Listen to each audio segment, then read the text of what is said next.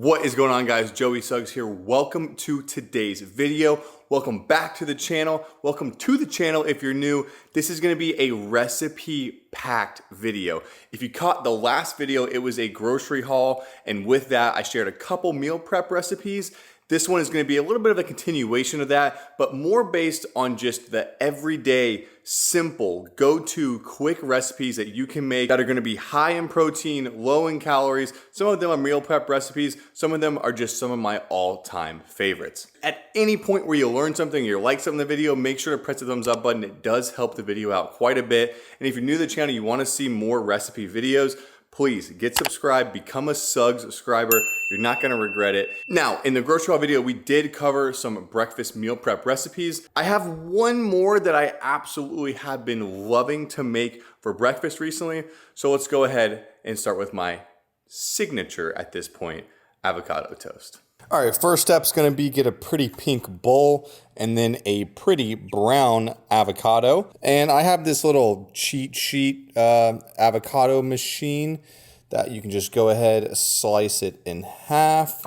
That is a beautiful looking avocado, and squeeze into the bowl. Now, my signature recipe consists of some lemon juice, nice squirt of that, some salt, a bit of a secret ingredient. This is the Trader Joe's green goddess dressing. If you have cumin, that's a good additive too, but I do not. So I'm gonna go ahead and just mash this up. All right, and that looks perfect right there. And the last thing I like to add into the mix is some fat-free feta. I found feta is my favorite cheese to go on avocado toast, and it goes really well with the rest of the ingredients. And this you just wanna lightly stir into the mixture. Now we have our mixture for our vessel for the avocado.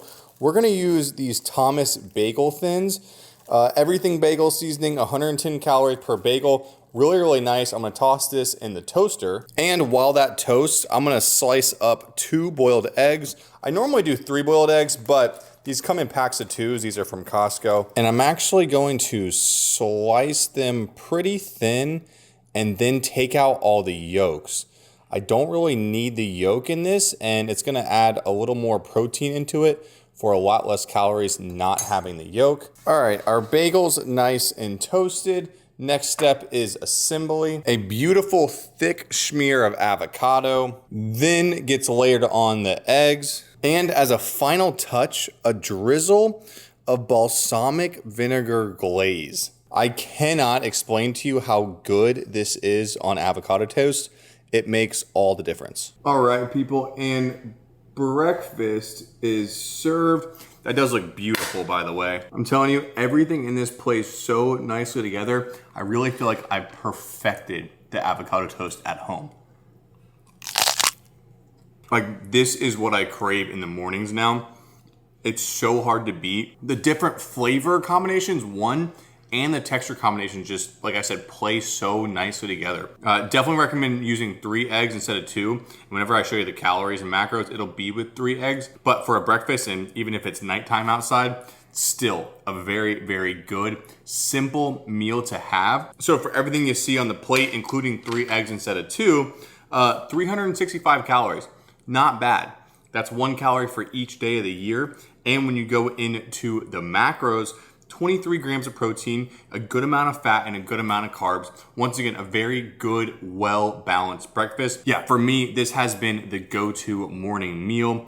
All around, an absolute banger. It's super simple to make, really good calories and macros. Cannot go wrong with my signature avocado toast recipe. On to some lunch items now. One of them, super, super simple and really low calorie and high protein for what you're getting. And that's what I wanna start with. I'm gonna start with a carb counter tortilla, really good for the calories. Next, a little bit of light mayonnaise, some yellow mustard. Now I'm gonna spread them around with a slice of thin cheese. This is provolone. I sometimes use some fat-free cheese slices, but it doesn't really matter. Use whatever you like. Next, time for the meat. I'm using just some Publix turkey, and we'll layer that on. And because I don't have much turkey, I'm actually gonna use some of this pepperoni as well. Pretty low calorie and pretty tasty for what it is. Next, we'll go ahead and grab a pickle spear. Just slap that right there, and we can go ahead and roll this puppy up. All right, that looks beautiful. And just to try something new, I'm gonna go ahead, toss it in the air fryer for just a couple minutes, let it get toasted up. All right, and as we wait for that, I know you guys have been peeping the TLF white on white t-shirt, but what you haven't been able to see is the TLF paisley black on gray mesh shorts. Both from TLF, both have amazing deals right now. Everything on their website and their app. Some really, really good choices. So make sure you're checking out the link down below. Get yourself some good clothing, save yourself some money, and help me out along the way. All right, and just a few moments later, we're left with a nice, crispy tortilla, and you can tell that cheese is melted nicely in there as well. All right, so here is the final product. I got some of the tortilla away so you can see it a little better. Looks pretty good. Yeah, the combination of the pepperoni plus the turkey is nice, but having that pickle spear, that full pickle spear in the middle, that nice crunch, that's really what makes it. As well as the cheese melting because of the air fryer. Very, very good all around. So I only made one of these, and for this one, 235 calories, 23 grams of protein. So a really, really good balance there. And you could easily meal prep these if you wanted to, but they're so quick and easy to make. Might as well just make them when you're ready to eat them. So for the ease of it and for the calories and macro of it, you have one or two of these for lunch. Good to go for sure. All right, and time for lunch number 2 now. And this one's a specialty. This is something I've been working on perfecting, ever growing for quite some time. It's definitely a meal prep recipe. It's definitely a high protein recipe. And it is at this point my signature tuna fish salad recipe.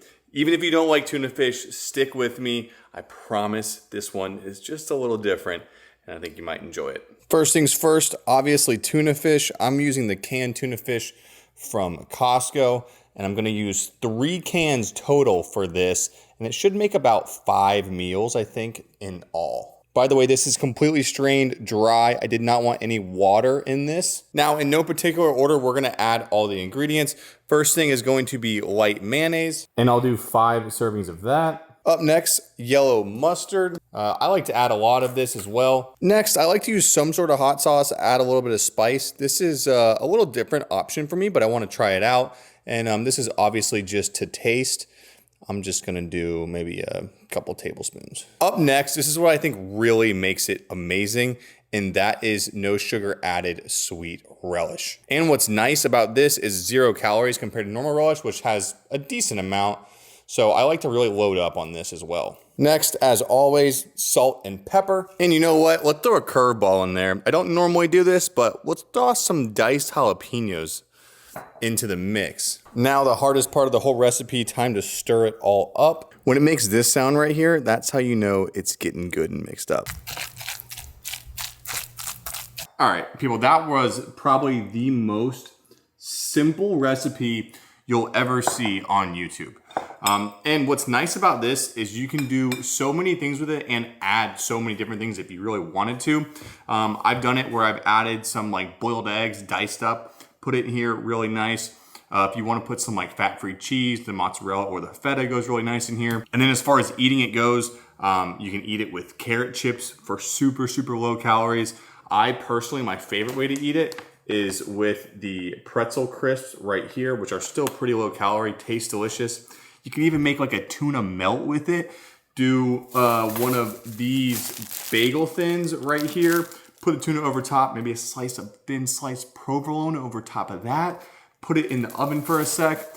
I'm telling you, this right here is such a versatile, easy, simple recipe. You meal prep it and you have 4 or 5 meals for the entire week. That is insanely high protein. Speaking of, the entire recipe, 5 servings, came out to 745 calories. But with that 745 calories, that comes with 126 grams of protein, which both of those sound like a lot, but when you split it up into 5, that's each serving being like right around 150 calories for 25 grams of protein. I can't think of anything else higher protein than that. That's like an actual meal. So just for the folks at home, check that out right there. Yeah, it's delicious. It has a little bit of sweetness from the relish, a good kick from the jalapenos, the hot sauce. The mustard plays in nicely with the mayonnaise. And because you're using all these other things besides just mayonnaise, and you're using light mayonnaise, you're saving so many more calories, and you're still getting the good consistency that you want to see from a tuna salad. So even if you are a tuna salad hater, I'm telling you, try this out one time.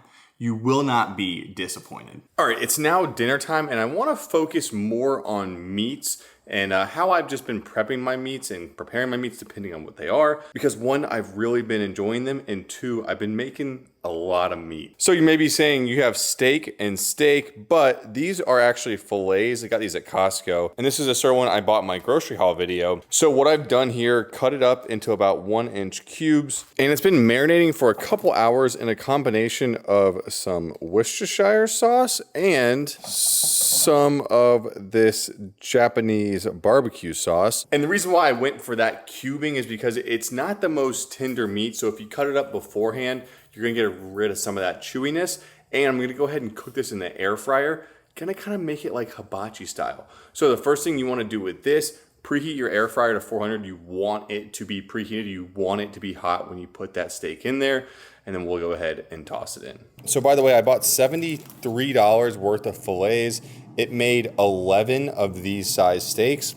Pretty good pricing from Costco. And very simply, I'm just gonna use a combination of salt and pepper to start. By the way, I've gotten some questions on where I got these salt and pepper grinders. They're from Amazon. I'll leave a link down below for you if you wanna check them out. They've been pretty good for me so far. And then last up, I'm gonna add some of these already minced garlic. And your steak is seasoned and ready to go in the pan.